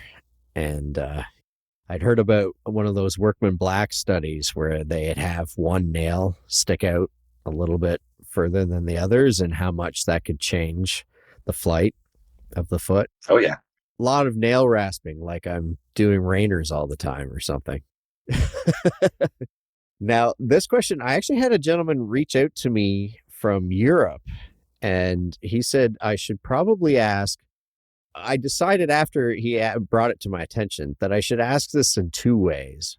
What shoe sizes do you generally have to stock the most of, or what lengths do you tend to cut the most of? Good question. It's funny how I've noticed it's changed over the years. I was a guy that I probably bought double or probably 60% of aughts over any other size for years and years and years. Really? And I've noticed over the last 5 to 7 years that's transferred to 1s and 2s. Okay. I've had the same double aughts on my deal forever, and I live in the Midwest, and it's a lot of stock type horses, quarter horses here. And I've definitely noticed a trend to where I use more ones and twos than anything else now. Or if we build shoes, anything, I don't build a lot of threes, 3/4. If we do build something, I don't buy anything over really a 2. So anything we have that's over a size 2, we'll start in with 11 to 11 and a half, 12 inches, 12 and a half, 13 to 3s by 1, and just build all up our bigger shoes. I don't really, for me, I think a bigger section or heavier section is better for capsules. Again, going back to slow motion video and seeing how much a shoe comes off a foot with every stride. Shoeing those yearlings taught me a lot. We used to use a real ultra light shoe, and we got into using a different type of a little bit heavier shoe on them, and we didn't lose a tenth of what we did using a light shoe. And anymore, if I've got a horse that's like a shoe puller, I just put a little heavier section on him, and it seems to go right away. Now, why do you think that is? Because the weaker section flexes more when a horse is leaving. So the distance from the heels to the shoe to the heels of the foot gets bigger. So more opportunity to grab it. Whereas a thicker, heavier section would stay closer to the foot and lead with it. Right. You don't get the flex. Okay, that makes sense. Favorite make of rasp? Man, I used save edges like literally my whole career until those XLs came out. So that's a blue tang and a They seem to be the favorite. green tang, and those have been really, really good. Rasp for me. I'm a weirdo about rasp. I go as soon as Nolan, our local fair supply here at Nature Farms, they get in cases, and I'll buy cases at a time, and I go through all of them and try to find a straight one, the flat one, and it's hard to do. I usually get maybe one, maybe sometimes 2 out of a case, and I put them in a thing for contests and stuff. Really? Yeah, just go to your shoeing truck when we got off the phone here and look down your rasp, and you're gonna laugh out loud. So Yeah, Chris brought this to my attention too. And I lucked out. The one I did check was actually straight, but oh, nice. I'd have put that one up somewhere. Yeah. yeah. Yeah. Unfortunately, I'd already been using it, but yeah, I'm paying more attention. That's for sure. They've been really good rasp and pretty consistent rasp for me since I started using them. So I would say those for sure now. Yeah. And that does count for a lot, doesn't it? What is your dream farrier rig? It sounds like you had it with your Ranger and your 5x8, but That was the one back in the day. I often think, like how different things changed. I was telling the class about this the other day about how I can remember if I could make $150 a day, like I was killing it. and that was like I'm telling you, it was just so funny how life changes. But that was back in those days right there. Because I think when I started out, I found a receipt from 1993. I went and shot 11 paint show horses with new aluminum in front and new steel shoes behind. And it was 11 of them. And it was $35 a head. Wow. Yeah. New aluminum and steel behind. So, but anyway, I have a trailer now that I've had actually a year this weekend. I had it a year, and Chad Ferguson at Promised Land Manufacturing made this for me out of Texas. And it's a metal gooseneck and with an aluminum body on the gooseneck. Man, it's amazing. I love it. It's compact. It's got that bigger axles because of the metal frame, and it's got the nose where all the student stuff could be. And so the back's just a farrier rig only. Just everything about that of years of shoeing. I won a Stonewell in 2012, and I just had a truck with a topper for years. I didn't realize how nice it was to have a shoeing body, to swing out, amble, and all that until 2012. And I used that for 10 years or 11 years, and then got this trailer. So a lot of the stuff from shoeing horses all those years, I put into that one. Right. Yeah. And then, of course, tweaked a few things in that one, but it's pretty much the same rig. But I really, really like the rig I have now. It's really, really nice to work out of. And there's always 6 or 7 or 10 of us every day, seems like. And so Right. it's easy for everyone to work around and accessible, and you can back it anywhere. Being a gooseneck, you can jackknife it around places you wouldn't be able to do it properly. So yeah, I would say the rig I have now. Okay, cool. Favorite rounding hammer? So I had asked Brian Brazil to make me a rounding hammer back in 2010, and at the Shreveport WCB. And he said he'd make one. I said I'd like a 2 1/4 pound one. And this 3 1/4 pound hammer shows up at one deal. And I was like, oh my gosh, Off man. by a digit. Yeah, so that's a pretty big deal. But that thing swings like 1 3/4 pounds. It's Really? I've built every draft shoe with that. I flatten all my shoes with it. I folder with it. If you've ever seen me make a horseshoe, you've seen me swing that hammer, and it swings itself. I don't know at the tempering or what it did. That thing's amazing. And then another one I have is Jim and Kathleen Ford were at the Kremlin contest 4, 5, 6 years ago now. And Jim had found 3 hammers in the corner of his shop that he was moving from Midland, Odessa to Abilene that he had forged out. That he had forged out. He'd found them down there and got them up. He treated them and brought them, and I bought them. That's the hammer I use. Practicing all the time, like that's the hammer. So I swap between those two forging all the time. Oh, okay. And how heavy would that one be, the Jim Port? It's a 2-pound. I've always liked a bigger 2 1/4. I've always liked a heavier hammer. So yeah, those are the two. But I think handmade hammers they're really impressive. Like the way they're heat treated, something about them is not having that case hardening on them just really makes a difference. Huh. That's interesting. What's your favorite type of bar stock to work with? Oh boy, I'd have to say 3/8x1 by far, because you could do anything with it. And I learned, like to me, it holds a real dear place in me because I really do. Obviously, the people I was with in 2009, but going through the trials and tribulations of actually forging to fit feet instead of bending to fit feet really changed everything for me as far as a horseshoe. Yeah, you learn a lot of lessons doing that, don't you? Yep. So I'd have to say 3/8x1. Okay. What's your favorite pastime after work? Oh, I knew you were going to ask this question. And I'm I don't have really. I used to rope, and I love it. Like I love to rope steers, team rope. Man, I tell you, I took a little break in the middle of shoeing. From like 2000 to 2002 or something, 99 to 2002. I roped a lot of steers. Grew up showing horses and riding. My parents still raise horses. I always figured if there was something I ever went back to doing besides horseshoeing, that would be it. I'm embarrassed to tell you, is I really don't have anything else. Hey, that's okay. I honestly think, Brian, if I couldn't shoe a horse, I probably wouldn't have many friends. So I try to stick with it as much as I can. I would have the same issue. So, yeah. But I enjoy people. It sounds weird, but one of my favorite things in the world, like traveling and going to airports, is just sitting down at a restaurant or bar and just hearing somebody's story. I enjoy that. I was never so happy to hear that the mask mandate was taken off of airplanes today, because I used to love to fly just so I could meet someone and talk, and since we've all had to wear masks, no one even makes eye contact anymore, Yeah, right. so. Yeah. But I would have to say, for me, a nice, quiet place with music in the background, and yeah, that would be it. Probably, I really just seem to take a big deep breath and decompress. And Okay. Hey, it's a good answer. What's the next thing on your bucket list? it's a great one.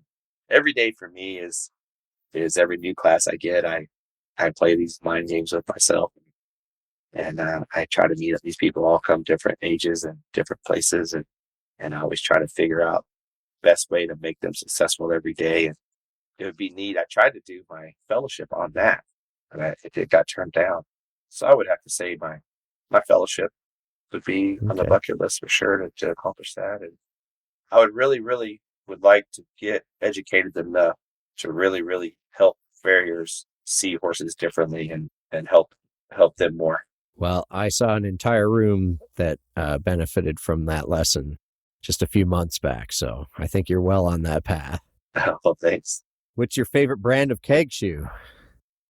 Man, that by far the con shoes. Again, I'm a section guy. They had the first true 10 mil. They have, honest to God, real fullering, not just a trough in the middle of it. And the nail fit's amazing. Checks, the shape of the hinds go on so many feet. It was really cool for me.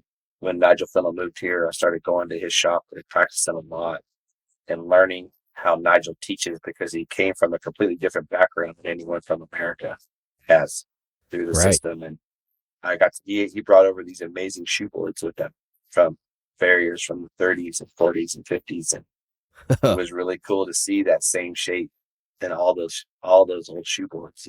That shoe for sure for me has been a huge time saver and has everything in it that I think is important in horseshoe.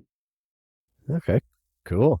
You are an actual rep for Con, are you not? Or I am. You are. Okay. Yep. I thought that. Yep. I was blessed enough to work for Mustad for 10 years. They decided to go to a different direction with their clinicians and stuff. And so Con was open arms and played a big part with having a school. I was able to play a big part in the design of that stuff put together. So Yeah. It sounds like a pretty symbiotic relationship, which is pretty Yes, sir. cool. Yeah. Now, I know back in the day it was 14 or 18. What's the ideal number of horses to shoe all around in one day? Your ideal number. oh boy, man, I'm old now. So if I was just by myself and horses were hauling to the shop, I would like to shoe 4. Yeah. That would be my answer too. I really think a guy could do quality work, put forth. I think the job you did on the last foot would be close to the job you did on the first foot. Right. So for me, if I was to get in a position to where it was just me again in the truck, that's probably what I would schedule, maybe 4 full sets. And I don't know what it is about half sets. I can do half sets, man, I can do 12, 15 half sets, never even. And not think of it, right? Yeah. Just see, I don't know what the difference is I think it's just being on the hoof stand, the clinching and the dressing, that extra little bit of time really makes a difference. But I would, at the stage in the career where I'm at, age-wise and things like that, I think I could do 4 a day and do them really justice. What's your favorite anvil? Oh, man, that's a great question. I had the same anvil in the truck just until a couple of years ago. I had a 100-pound coleslaw I'd found at an auction by where my wife's from Southeast Kansas, and we were down there visiting her mom and dad. I don't even think we were married yet. I had seen there was an anvil at an auction right down the road in Tyro, Kansas. And I went down there and bought that thing for $60. Oh, really? I had that anvil for a long, long time. I just took it off the truck maybe 2 years ago now, 3 years ago at the most. So I would have to definitely say the coleslaw is in my shop. I'm proud of all the coleslaws I have. I think I have 6 or 7 in there. And oh, wow. They're the favorite ones. I use the Anvil brand Legends in the school. Great little anvil, consistent. And then I have a Scott anvil on my trailer. Okay. The one with the tapered heel or the square? I have actually, this is going to sound terrible. I get made fun of all the time, but mine actually has turning cans on it. Tapered turning cans. I know it. I actually We'll just edit anvil. this out. Yeah, I edit this part out. But a guy had it for sale for $300. I could not buy it. Yeah, no kidding. So that's why I was in Texas at a cert and he was selling it. So I bought it. That's how I have a Scott. I think I've won 3 runner-up WCBs. I think I've won 3 Scott anvils and stands. Craig Trinka's, the one in his truck is mine. So, I didn't want it. So just sold it to him. Yeah. My dad's, the one in my dad's shoeing rig is his. And then I don't know what happened to the other one. But yeah, they're a nice anvil as well. And yeah, good consistent I think horn. anything with a round horn and a flat face is pretty good. So your needs are simple, but it is asking a lot. Do you have a favorite inspirational quote? Oh, absolutely. That one's easy for me. The man in the arena. Yeah. Roosevelt. That's it's in my house. 2 places in my house. It's in my office. It's in the shop. It's on my phone. Definitely that one for sure. I think if you really dissect that sentence by sentence, take the time to actually sit down and write down where you are in your path, along with every sentence in that deal, I think you'll find it changes pretty frequently. Or let me say this, let's hope it changes pretty frequently. Right. And if it does, I think you're going the right direction. Yeah. Oh, that's a great one. Do you have a farrier terrier? Absolutely. This has been a big thing for me. I never allowed my family to have a dog growing up. I came home from doing a clinic or something about 1.5 years ago, and I'll be danged, and my daughter and my wife went and got this 3.5-week-old puppy. At the time, my daughter's playing basketball at a junior college and like living there. I'm like, you're in school, you got basketball, like all the stuff. What are you gonna do with this dog? Anyway, what I didn't know about dogs is that dogs picked people, and this dang thing picked me. You were it. Now I am she's like a grand dog. She is spoiled rotten, sleeps right in bed with me, goes with me shoeing every day. We go to town every morning. I get my coffee and my water, and we each get a breakfast burrito. eat it together. Yeah. And yeah, she comes to the shop, and she's my best friend during the day now. She's the one. That's funny. Just the best dog in the world. And everybody makes fun of you because it's a true story. I got home, and what I said to my family was, to my daughter, my wife there, I was like, this is a poor life choice. I can't believe that you guys would do this. And so now every time Stacy takes a video of me or a picture of me, we spoon, like she's little spoon, obviously I'm the big spoon. Right. And and she goes, Dusty and his poor life choice, you know. So and what breed is she? the mom was a white lab. The vet said how they got the dog was some people in town here, I guess. The dad was gonna knock all the pups in the head when he got home, but the daughter didn't get rid of them. So Okay. put it on Facebook. And so when they got over there that afternoon, she was the last one left. Oh, wow. And they brought her home. So that's how we ended up with the dog. They think the vet said she's either what they call a blackmouth cur or Anatolian Shepherd. And the mom was still there. She was a white lab. Okay. She's a big dog. She weighs about 74 pounds. a good little spoon. Yep. Truck is nice. And she rides in the back of the truck all day back there, and then gets out and stops. And she's been great. She's not aggressive. She's just been a really good. Yeah. Just a perfect farrier dog. The students, everybody, pets her, Yeah. feeds her. And she got chicken strips for lunch because one of the students didn't finish his, and so she's living the big life. It's funny. She goes to bed before all we do. Sleep around her. I never thought I'd do that in my life, but that's what you do. So, Yep. That's awesome. Well, I'm glad I asked. yeah. If you're ever stumped on a case or need backup, who do you call? It sounds like you have a long list here. I've had a great list. Honestly, yeah, it depends on the situation. If it's horseshoeing, like honest to God, like I'm stumped. I've tried everything. One of my first calls, a couple people, but I've got such a good group around me, number one. So I can talk to my father and Mike and Matt and Tom and Justin and all the ones. But Brian Barrett will always be a call for me. Okay. Jason Critton from Colorado, another great. If I've got anything with anatomy or any type of pathology stuff, Travis Burns, Gerard Laverty, Chris Gregory, those are definitely people. I'll be in class teaching, and they'll ask a question, and I'm like, heck, I don't know. Hold on. I'll get my phone, put it on speaker, and be like, Chris, what the heck is this? And he's like, oh, it's this, or this. And I'm like, thank you so much for your day. Click. And, I've had some people be like, man, aren't you worried? Like your students will think less? Absolutely not. I hope they reach out their whole career. Yeah. So yeah. I imagine you get those calls too. I do. Yeah. Today, just right before we got on here, I had a guy from Colorado call me. He's like, what is Stress Founder? So literally just 30 minutes before we're speaking here. Do you have a favorite shoe or package for a mystery lameness when the client doesn't want to pay for the diagnostics? Oh boy. Yeah, I would probably have to go with the old standby for me that gets everything out of the way. It would either be some type of salable shoe, omnidirectional type, center bearing type shoe, or that PLR with the fog support pad and neck pad. Okay. Yeah. Just something get them that out of their own way, right? Yes, sir. Absolutely. Yeah. What do you use as your planner? My phone. Oh, you do? I thought you'd be a paper guy. I was for years, and then I got an iPhone, and I've had iPhones forever. And yeah, I put everything on there now, which is probably really dumb. But so far, the one mistake it did is I was in New Zealand judging their national championships, and I didn't realize the 17-hour change. So when I was scheduling all the people while I was out of town, it was putting them 17 hours early. Right. So when I got home, everything was off by a day. So that was an important lesson learned. Yeah. So I got to look at the time zone part of the calendar. But for years and years, and my dad has a planner on his dash, and I did the same thing. I remember, for all the young farriers that listen to this, it's real important. It's something that I thought really helped me early on in my career. Is I had a spiral notebook, and when I'd get in my truck from a stop, I would write down all the horses' names that I learned and anything about those horses or the people's property or anything they were interested in. I would write that down for every client. Mm-hmm. And I would call them 2 weeks later and be like, like I said, this is again before cell phones or anything. So I'd get home at night from shoeing.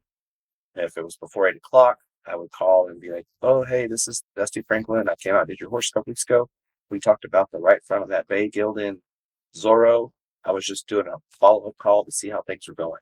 Huh. And I was real adamant about that. And I think that that's still important now. To this day, I don't like to talk on the phone much, but I will definitely send a text message now and say, hey, just to follow up, we know in our business, no news is good news, but I do think that customers appreciate a little extra effort every now and again. No kidding. Yep. What's your favorite method of soothing aches and pains? I plead the fifth. No. I've been honestly really, really lucky my whole career. I really have been, as far as I knock on, this is all fake wood, but knock on my head here, my elbows, back, things like that have always been in really good shape. I've probably had the same bottle of aspirin in my truck for 10 years, maybe. Oh, wow. Okay. It's all long expired, but I guess they still work if I take one. So honestly, I bought a hot tub last October, and that has been really nice. On really big days, I'll get up and sit in that thing in the morning, and I can stretch in about half the time. Yep. And then even at night, just to relax for 20 minutes in that with it's got like 5 different stations of jets. You can just ease around each one. It works different parts. Get up, and it just seems to just put you right to sleep. But the true answer is, I feel pretty blessed. I've stayed pretty good for having done this for 30 years or plus now. Yeah, no kidding. Yep. Good for you. I have a hot tub too, and same thing. I found it to be super helpful. Yeah, glass of Crown Royal never hurts either. No, so. That's true too. Yep. Favorite drink? A good segue into that question. Yeah, that was a good one. I'm not a diehard. I do love, again, as you can probably tell, I love to learn. I do. I've just always loved to learn about things and why. And so it's been pretty neat to go and we'll go to like a bourbon bar and just learn about all the different types and how they're made and why they taste different. And so I've learned enough now to know there's some that you'd like to eat a meal with, or some if you're just going to go and talk to your friends or have sit at the shop after making shoes, or they taste different than what you do. And so, yeah, it's hard to put, but the old standby always will be Crown Royal for sure for me. Oh, okay. I can just, sit down and put a little ice and a little small thing of Crown and take a big deep breath. And yeah. There we go. Yeah. So that's what I would have to pick. But I like gin and tonics. I like seltzers. I've always been a person that tried to try everything. You're only here for a short time, Yeah. Try to experience as many things as you can. What's your favorite genre of music? Oh gosh, that was easy for me. 80s hair band Really? music. That and red dirt country, like the Tyler Childers and that type of music too. I loved it. I grew up on I love old country, and my parents were big dancers. So as a kid growing up, from the time we were little, my parents would go dancing everywhere. Back then, the whole family went dancing, when you went. Oh, cool. It's not like today. I mean, I don't know how many times as a young kid I would just fall asleep on chairs pushed together under a table somewhere. While my parents danced till the bar closed, Right. Yeah. So them being from West Texas and growing up two-stepping and waltzes and polka and all that. Do you work out, or do you still work out? I guess you had a personal trainer at one point. Yeah. I'll get tired of being fat every 4 or 5 years, and I'll go back to the gym or work out. But I tell you, I was pretty surprised. I learned there was something real important about myself. It was not a good thing. I had that double hernia surgery. I went back to the gym after that, and I just didn't have it in me mentally. I didn't want to go through that again.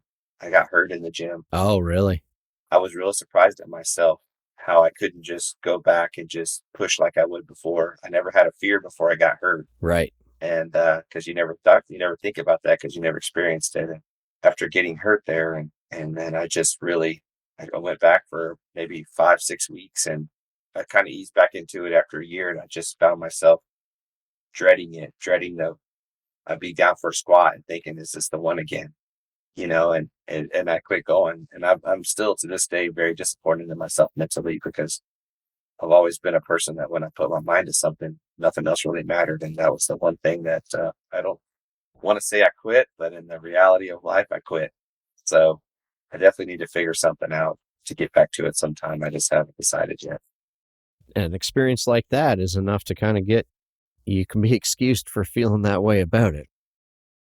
Yeah, I used to think like I've always been a really big into sports, watching sports. I love watching sports happen because I love the dynamic of teams, right? And where people are put to where they're the strongest. And I'd see a player would get hurt and he'd have a surgery and then he never was the same player and I never could understand it. And I dang sure can understand it now.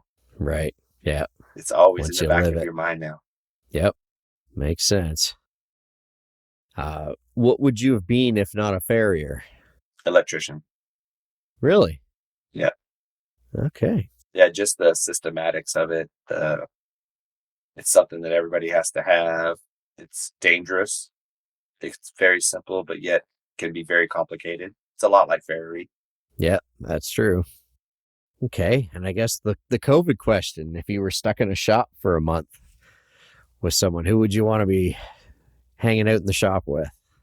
Right now, where I'm at in my career, oh man, that's a great one. It's a tough one. If a whole month, one person, I tell you, it would probably be Wayne Priest. Okay. Yep. Yeah, I tell you, if I could strive, a goal of mine would be to be able to educate like he educates. Oh, cool. Personality, systems. There's not a single question I've ever heard anyone ask him, and I've been around him quite a bit, that he didn't answer 3 different directions. I am honestly just in awe of the knowledge of that and the attitude and the willingness to make everyone around him better than that guy. So yeah, I would definitely enjoy, and I like him as a person. And so I think it would be a really neat month. Yeah. So if I had to pick one, as far as just a horseshoe in an educational like horseshoe world, that's what I would pick. Yeah. Did you hear Daniel Bennett and him sat down and did a conversation just a little while ago on Daniel's podcast? And it was really good. They were talking about, I think it was navicular syndrome. And it's just 2 farriers just talking with a microphone on. Yeah, he's quite the guy for sure. Oh man. Yeah. He was very instrumental in me with the AW. Was he? Yeah. Yes. I probably saw him 5 times getting prepared to pass that. Wow. Oh, cool. Mm-hmm. Good to know. Yeah. Yeah, for sure. Well, thank you so much. That was it for the questions. I see. Wasn't this easy? Yeah. Yeah. I've been, ever since we talked, and you saw how nervous I was because I even got the wrong day. Yeah, when you started asking questions, I was like, it seems like these are pressing questions. Like he's expecting to talk tonight, and then I thought I better find out, or he'll be sitting at the computer waiting. I probably would be, and if I had to wait till tomorrow, don't tell him what you'd have got. So I really appreciate you accommodating me. I'm glad it worked out. No, that was great. It's been really amazing, actually. And again, I'm honored to even be asked. And oh, well, of course. It's super amazing to have this opportunity. Well, I really appreciate you coming on. So there's a lot in here in this conversation that a lot of people get or need to hear. So no, that was awesome. Thanks for doing it. Right. I appreciate it very much.